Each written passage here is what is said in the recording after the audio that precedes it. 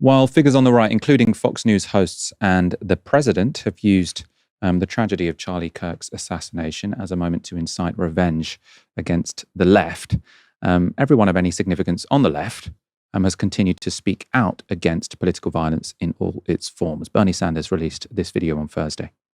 A free and democratic society, which is what America is supposed to be about, depends upon the basic premise that people can speak out, organize, and take part in public life without fear, without worrying that they might be killed, injured, or humiliated for expressing their political views. In fact, that is the essence of what freedom is about and what democracy is about. You have a point of view, that's great. I have a point of view that is different than yours. That's great. Let's argue it out. We make our case to the American people at the local, state, and federal levels, and we hold free elections in which the people decide what they want. That's called freedom and democracy. And I want as many people as possible to participate in that process without fear. Freedom and democracy is not about political violence. And that's basically been the line of every prominent left-wing politician and commentator in the United States. There have been people celebrating Kirk's death, but that's pretty much been confined to a few fairly minor accounts on Twitter and Blue Sky. Lots of them have loads and loads of likes, so there clearly is a lot of people who are sort of comfortable with political violence, but none of them of sort of people who are, let's say, sort of part of the Democratic Party or part of sort of major left-wing organizations or media organizations. It's a sort of marginal thing. I suppose I want to talk, potentially to those people who are celebrating it online. And I want to do that via Noam Chomsky, who I think probably has the best response. The linguist and political theorist has previously said that over the years he's received a flood of letters from mostly young readers confused by his rejection of violence in responding to a resurgent far right. And this is his standard response. So he shared this with a writer, John Howell, who he gave permission to publish it. So this is what Noam Chomsky says in emails to people who ask him about political violence. He says it's wrong in principle and tactically self-destructive. When we move to the arena of violence, the most brutal guys win. That's the worst outcome. And incidentally, it's not us. The right response is to use the opportunity for education and exposure, not to give a gift to the hard right while attacking fundamental principles of freedom of speech. We've been through all this before, for example, with Weathermen. The Vietnamese pleaded with them to stop actions like these, understanding very well that each such act simply increased support for the war. In this case, the motive is far less significant, but the consequences are very likely to be the same, and we can see that they already are. That's quite apart from the question of principle. There could be a constructive response that would not simply be a welcome gift to the far right and those elements in the state yearning for a pretext for repression, to use the opportunity for education and organizing. Now, I mean, if you saw Trump's response to this murder, which was played yesterday, you can see how there were elements of the far right who do want to use this as an opportunity for repression. He basically said this is all of the left's fault and we need to clamp down on them. Incredibly irresponsible from him. Aaron, I think Noam Chomsky sort of hits it on the head there. I'd like to know your perspective. No, I couldn't agree more. And it's not just Noam Chomsky that's saying this. And, he says we've been here before. He's talking about the Weatherman Underground in the 1960s. You can go back further. There's been a critique of adventurism from the organized left for many decades, actually, all the way through to the late 19th century. And the sort of generic Marxist argument against adventurism is that the only way to transform society is through the mass action and consciousness raising of the masses. And the idea that that can come from the outside through violent agitation, that was their critique of anarchism, right, at the end of the 19th century.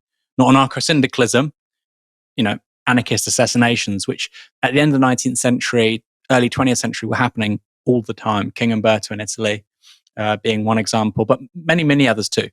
It was an era of assassinations by anarchists. Joseph Conrad wrote a very good novel about it, actually, based on reality. So there is a very long-standing left-wing critique of this kind of action. And, immediately after this happened, you had people saying, oh, this is Mossad, right? Or this is a state agency. This is the deep state because they're trying to achieve X outcome. I don't think that.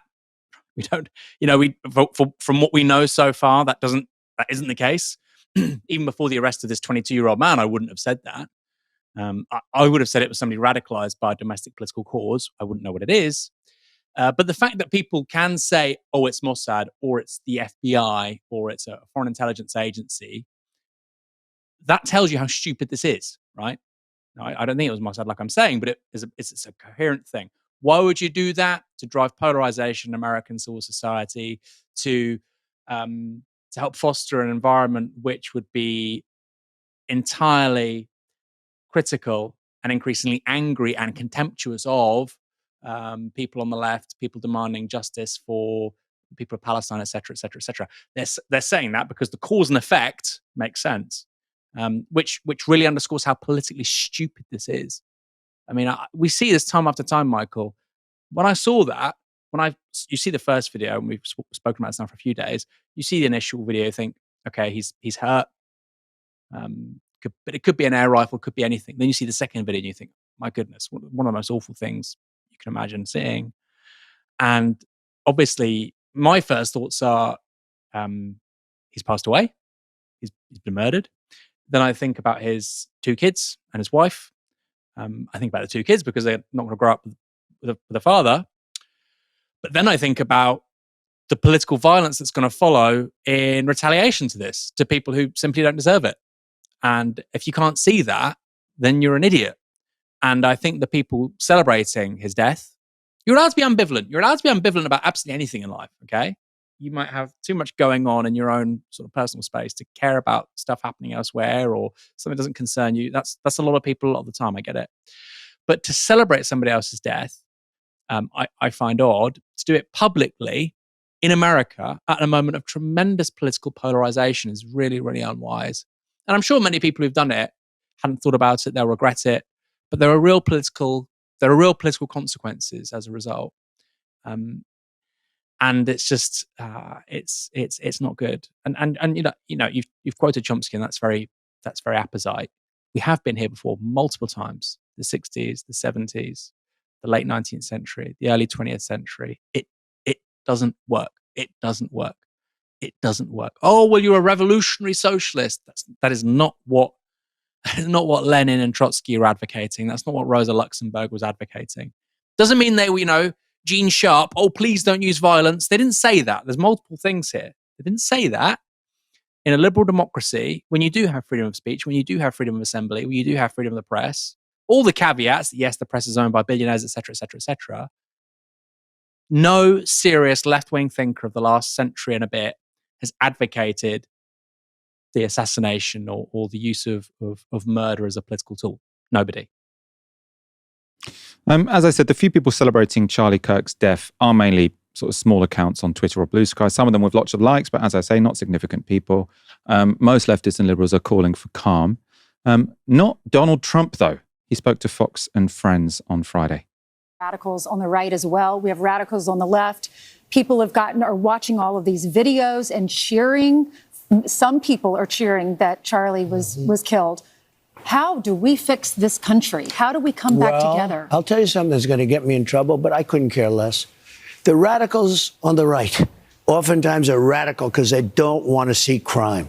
They don't want to see crime. Worried about the border. They're saying, we don't want these people coming in. We don't want you burning our shopping centers. We don't want you shooting our people in the middle of the street. The radicals on the left are the problem. And they're vicious and they're horrible and they're politically savvy. Although they want men and women sports, they want transgender for everyone. They want open borders. It's so dangerous, right? He's saying, actually, the radicals on the right, I don't care about them because I agree with what they're doing. I agree with their cause. So if they, shoot someone, that's, who cares? Because obviously there are lots of right-wing murders in the United States, right? Just last month or 2 months ago, there was a Democratic state representative who was shot by someone who was a Trump supporter, who was a sort of religious right-winger, really anti-abortion, right? And he killed someone. But Donald Trump doesn't care about that. He says, these people are actually kind of good people. And that's so dangerous, having a president saying that. Obviously, calling Trump dangerous, is water wet. But I don't think we should start to ignore it just because it's not surprising. Just to remind you who is the major problem, when it comes to extreme political violence in the United States. So this is from the ADL. I disagree with them on lots of stuff, but I don't see why they'd be wrong here. Right-wing extremists are responsible for the great majority of extremist-related murders over the last decade. So they say 76% of extremist-related murders committed by right-wing extremists. Left-wing extremists have committed 4%, Islamist extremists 18%, and other miscellaneous extremism 1%. Aaron, how dangerous do you think things are in the United States at the moment? As you said sort of earlier, lots of people have guns, and you've got a president who does seem to want to use this shooting a bit like a Reichstag fire, right? Sort of saying, this is the moment where we're not, we're not playing games anymore. Now is the time to clamp down on anyone who's ever disagreed with us. Yeah, I don't think this is a von der Lube moment. You're talking about the Dutch communist who basically creates the pretext for shutting down anything resembling democracy in Germany in the 1930s. I don't think that's quite there. I think we're pretty close, right? I think if this person was, a member of a trade union with a very overt, documented record of left-wing activism and so on, I think we could have seen that. I don't think we're quite there yet. I could be wrong. Let's see what happens in the next 72 hours, the next week. But I think that's clearly the direction of travel. And I think people really need to grasp this, Michael. If you think it's legitimate to kill people for words, and Charlie Kirk said awful things. He said lots of awful things. He was an apologist for lots of awful things. But if you think it's legitimate to kill somebody for words, you are opening up an extraordinary can of worms. Think about it, okay? If you're saying I support political assassinations, apartheid South Africa, right? We can all think of conditions where you support political assassinations. Would you kill a senior member of the Third Reich in the 1930s? Of course I'd hope I would. But in a liberal democracy, the idea that you would kill people, and some people have even said, well, the people at Nuremberg, the Nazi apologists at Nuremberg, the propagandists were killed. That was after literally the most bloody war of the 20th century. I just think it's a very unhealthy analogy. And if you're raising the stakes there, good luck, by the way, the people on quote unquote your side, because they're all goners. We're gone, Michael, right? If you think that's how it works, if one person, if we now privatize this thing, if one person takes hideous offense at what one other person has said, they are now entitled to shoot them. There's nobody left. Okay? There's nobody left. Only the most boring people with no opinions are left. There's nobody left. So I think it's an insane justification, frankly. Doesn't mean you have to start saying, I love the guy, he's a wonderful man. It's a red line. You can't shoot people for saying things, right? And you might say, well, it's incitement, so on. And I think the fact that so many people now have blurred these lines does really put the US in a very dangerous place, Michael. I saw one tweet saying, let's try far-right violence by some far-right idiot on X. Lots of people, Michael, when they think about 1963 and Martin Luther King, they think about the I Have a Dream speech, right? That is the clip. 10 seconds, oh yeah, that was the civil rights movement. Everybody suddenly agreed that blacks and whites could get along just because this guy gave a great speech. That's not how it happened, okay? Because actually a few weeks after he gave that speech, a white supremacist, I think it was in Alabama, firebombed, it wasn't firebombed, sorry, it was TNT, a group of white supremacists, I need to get this right.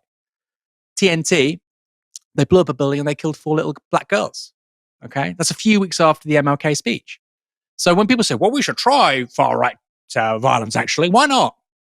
America is built.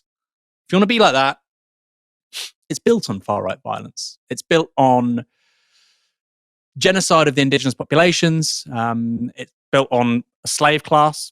Now, nobody who's alive today is responsible for any of that, and I'm not suggesting they are, but the aftershocks of that reverberated for a very long time. To some extent, of course, they still do, but most certainly until the Civil Rights Act, until the mid-1960s in the United States, in I think 13, 14, 15 states, Black Americans and white Americans could not marry. You had anti-miscegenation laws. During the lifetime of my dad, who's still alive, this is in the mid-1960s. So there's been a tremendous amount of far-right violence and, actual terror in the example I gave of 1963 TNT, where 4 little girls were blown up. You could talk about Timothy McVeigh and so on.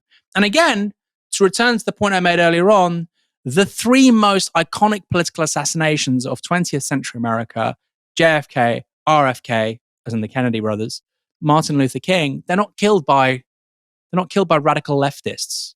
If you think about who kills Yitzhak Rabin, the Israeli prime minister, he's killed by a hard right Zionist. He's killed by somebody who, is coming from the other direction. Now, it doesn't mean that there's no such thing as left-wing political violence. Of course there is. Chomsky, who you saw earlier on, mentions the Weatherman Underground. Of course there is. But for much of the last, like I say, century, certainly since the Second World War, that's not been the case in the English-speaking countries. Somewhere like Italy, different story. Somewhere like Germany, different story. But particularly if you're talking about the United States, that's where we are. And I think, I'll finish with this. Once you start legitimizing political violence for words, you don't know where it ends. You have no idea. You have no idea. And maybe I'm saying this as somebody who, I've got quite a Hobbesian view of the world, Michael, because my dad is Iranian. He's in this country. He was studying in this country when the Iranian Revolution happens. So he didn't leave Iran. He was here, but he couldn't go back because you get the Iranian Revolution, and then of course you get the Iran-Iraq War of 80 to 88. The Iran-Iraq War kills about 1 million people, about 500,000 people both sides. Saddam uses chemical weapons against civilian populations left, right, and center. Now, the trigger for all of that is really the Iranian Revolution. Saddam doesn't invade Iran unless he spots an opportunity. And that's not to defend the Shah or oppose the Shah. I don't like the Shah. I wish Mossadegh hadn't been removed by the CIA and MI6 in the 1950s. But once you open that can of worms, things can get really bad really quickly. And if you're a committed revolutionary, that's fine, right? If you're somebody who's like, yeah, I'm going to take up arms, that's my cup of tea, fine. But most of the people celebrating this stuff, that ain't their cup of tea. They wouldn't last 10 minutes under those conditions. And it's something we talked about very, very frequently with regards to the Syrian civil war. We need to arm the moderate rebels. There's no such thing as moderates in a civil war. The people that succeed are the most frenzied, fanatical, and violent. Okay? Those are not the optimal conditions for good politics. When people talk about the distortion of the Russian Revolution after 1917, and I think the USSR accomplished many positive things, people say, well, once you have the Russian Revolution and the Russian Civil War of the 20s, you're immediately creating path dependency where the politics of that state, that government, were inclined to authoritarianism, a military hierarchy, secret police, ultra-violence that's kind of priced in. Just to be able to cling on to power when you've got all these foreign imperial powers trying to undermine the Bolshevik Revolution, which I agree with, by the way, by virtue of that, and to win, the Red Army had to become an incredibly violent organization, and politics became a very violent undertaking. And like I say, if you're used to, your Chinese consumer durables and your soft drinks and your processed meats and watching YouTube videos, I like lots of those things, Michael. Be careful what you wish for, because killing people for words ends in very, very, very, very dreadful places, very dreadful, horrific places, the worst places.